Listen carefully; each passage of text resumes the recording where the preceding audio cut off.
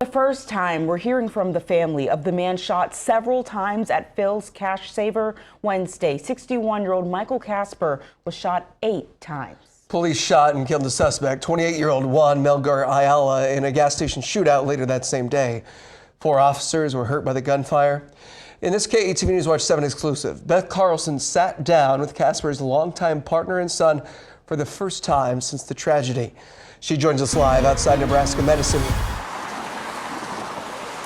Quinicia, Bill, I'm outside Nebraska Medicine where Michael Casper is recovering after 2 surgeries with more to come. The 61-year-old was shot 8 times outside Phil's Cash Saver Wednesday in what the family calls a random act of violence. Now they're asking for the support of the Omaha community as Casper fights for his life. Well, I don't even like to watch murder movies or gory movies, let alone living it. 61-year-old Michael Casper is best known as a father, a grandfather, and as a caring person to all. Just ask his son. No, he's a fighter. Like I said, he would help anybody out. If there was somebody broke down outside right now, he'd pull over and try to help them out the best he could. Ronette Goodwin and Casper have been together over 15 years and live together in Omaha.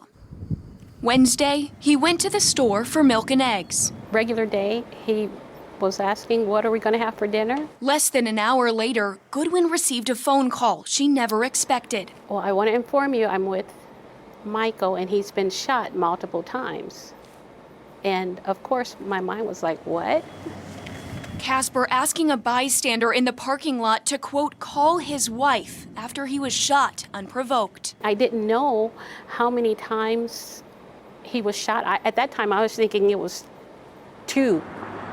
It wasn't until hours later that surgeons at Nebraska Medicine told her Casper had been shot 8 times. He's been shot all over the place, all over his lower, his hand, arm, groin, his legs, his foot, and he's struggling for his life. That's what I want people to know. He's struggling for his life, and so, of course, all the prayers and support, good vibes that people want to send, we'll take those. Omaha police say 28-year-old Juan Melgar Ayala shot Casper, family calling it a random act of evil and violence. Casper did not know the man. Melgar Ayala has previous felonies for burglary, is from El Salvador and not a U.S. resident, and has a history of mental health challenges, according to police. It's very unfortunate that the person who did this was in that state of mind, so lost and dark, and out on the streets, who had a history of violence and a felon and not even supposed to be here, so I don't know, just some things needs to change. Goodwin says she chooses love in the moment of darkness. I choose to love. I choose to forgive that poor soul who created such an awful act. That's just horrible, but I think that someone who could do that has to be in a much more horrible place. As family tells us, Casper is fighting for his life. I couldn't imagine if I lost him and never get to talk to him again. I'm grateful that Michael's alive. That's a miracle in itself. Undergoing 2 emergency surgeries and more to come. Each step is a determination of what's going to be needed next. The next surgery is due on Sunday, so it's a battle. Every day he's fighting for his life. There's so many other concerns that can come up, you just don't know. Even after the recovery process, Goodwin says this day will forever follow the family. We're up there already